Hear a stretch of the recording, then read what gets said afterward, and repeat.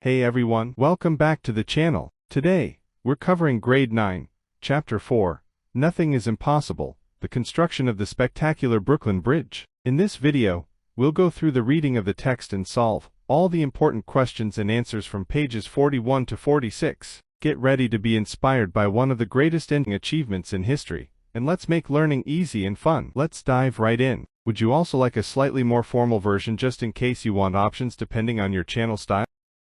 Nothing is impossible, the construction of spectacular Brooklyn Bridge.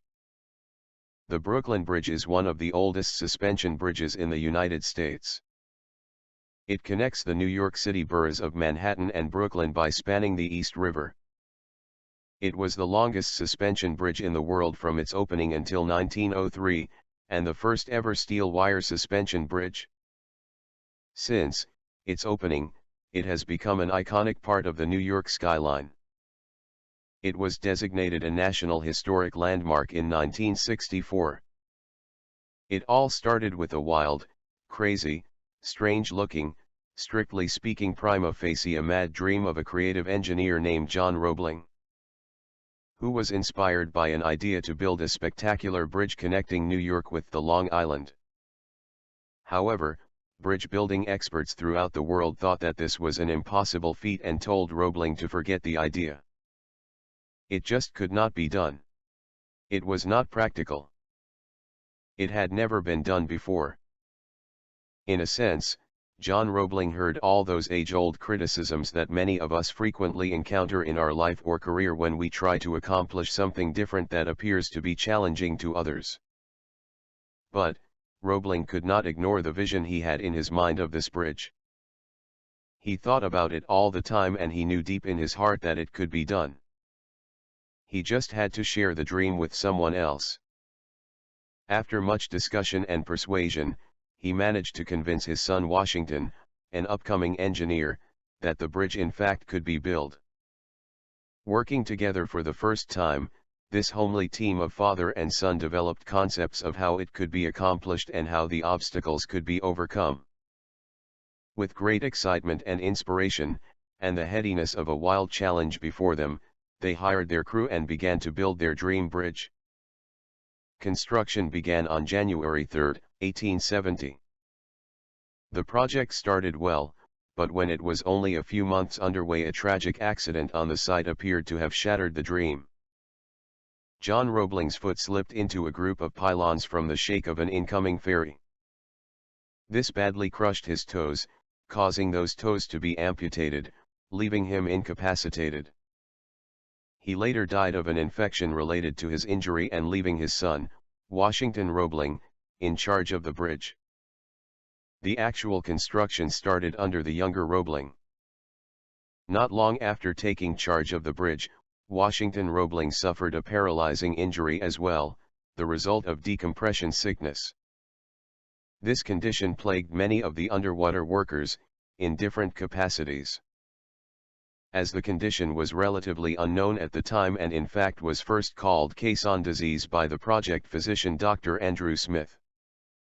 So, Washington was left with a certain amount of brain damage, which resulted in him not being about to walk or talk or even move. That's it. The critics were only waiting for such thing to happen. They all started. We told them so. Crazy men and their crazy dreams. It's foolish to chase wild visions. Everyone had a negative comment to make and felt that the project should be scrapped since the Roebling were the only ones who knew how the bridge could be built.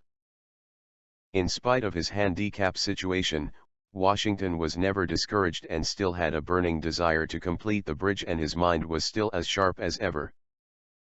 He tried to inspire and pass on his enthusiasm to some of his friends, but they were too daunted by the task. Mr. Washington was on his bed in his hospital room, with the sunlight streaming through the windows. A gentle breeze blew the flimsy white curtains apart and he was able to see the sky and tops of the trees outside for just a moment. It seemed that there was a message for his not to give up. Suddenly an idea hit him. All he could do was move one finger and he decided to make the best use of it. It was just similar to visualizing a silver line in the midst of dark clouds. And imagine whom he thought of as a possible helping hand. She was none other than his better half, Emily Warren Roebling, who was determined to stand by her husband in all circumstances. Then, it was this lady's devotion, unquestioned loyalty that made the entire Herculean task more manageable. The Brooklyn Bridge might not have been built had it not been for the assistance of Emily Warren Roebling, who provided the critical written link between her husband Washington Roebling and engineers on site. Under her husband's guidance, Emily had studied higher mathematics, the calculations of catenary curves, the strengths of materials, bridge specifications, and the intricacies of cable construction. She spent the next 11 years assisting Washington Roebling in the supervision of the bridge construction. By moving his finger, Washington started exchanging with his wife and slowly developed a code of communication with his wife. He touched his wife's arm with the finger, indication to her that he wanted her to call the engineers again. Then he used the same method of tapping her arm to tell the engineers what to do. It seemed foolish, but the project was underway again. For 13 years Washington tapped out his instructions with his finger on his wife's arm, until the bridge was finally completed. The Brooklyn Bridge was opened for use on May 24, 1883. The names of John Roebling, Washington Roebling, and Emily Warren Roebling are inscribed on the structure as its builders. Today the spectacular Brooklyn Bridge stands in all its glory as a tribute to the triumph of one man's indomitable spirit and his determination not to be defeated by circumstances. Moral: we must understand that success always has many father, while failure is orphan. In such situation, you must remember that there are always two hands ready to help you, and those are your own hands. So, a strong belief in one's own faculties keeps one focused, not allowing one to lose one's sight, and thereby coping with adverse situations. The Brooklyn Bridge also shows us that dreams that seem impossible can be realized with determination and persistence, no matter what the odds are. It is also a tribute to the engineers and their teamwork, and to their faith in a man who was considered mad by half the world.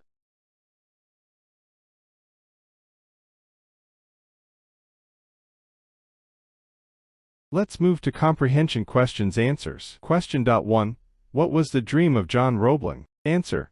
John Roebling dreamed of building a spectacular bridge, connecting New York City with Long Island, specifically spanning the East River to link Manhattan and Brooklyn. Despite the widespread belief that such a project was impossible, Roebling envisioned creating the longest suspension bridge in the world, utilizing steel wire technology. Question. Q.2.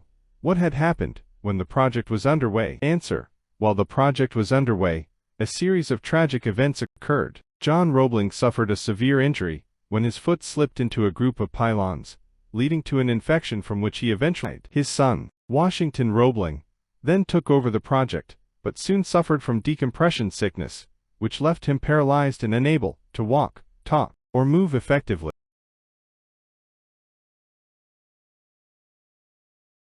Let's move to Question. 3. Why did the people criticize the Roeblings? Answer. People criticized the Roeblings because they believed the project was impractical and impossible from the start. When both John and Washington faced severe health issues, critics felt vindicated in their skepticism, declaring that the project should be abandoned and branding the vision as foolish and unrealistic. Question. 4. Which disease attacked the underwater workers and what were its symptoms? Answer. The underwater workers, including Washington Roebling, were afflicted by decompression sickness, also known as casein disease. The symptoms of this condition included severe pain, paralysis, and in Washington's case, it led to brain damage that impaired his ability to move and communicate effectively.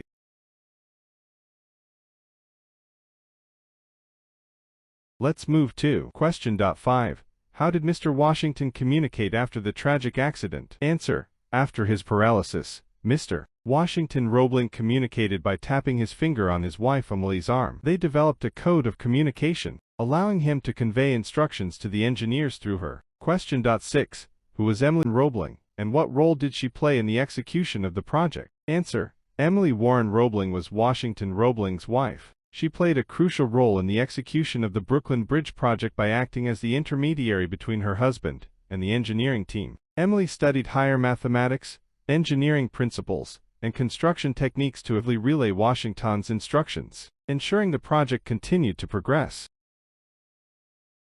Here is the last question of this chapter. Question 7. When there is a will, there is a way. Explain in the light of the given lesson. Answer. The story of the Brooklyn Bridge exemplifies the saying, when there is a will, there is a way. Despite facing overwhelming obstacles, including John Roebling's death and Washington Roebling's debilitating illness, the project continued due to their unwavering determination and perseverance. Washington's innovative method of communication and Emily's dedication and capability were key to overcoming the challenges. Their collective resolve and teamwork highlight that with strong willpower and persistence, even seemingly impossible dreams can be achieved. And that's a wrap. 10 words, 10 deeper meanings. Hope this helps you use them more confidently in your writing or conversations. If you found this helpful, hit that like button and subscribe for more word power. See you in the next one.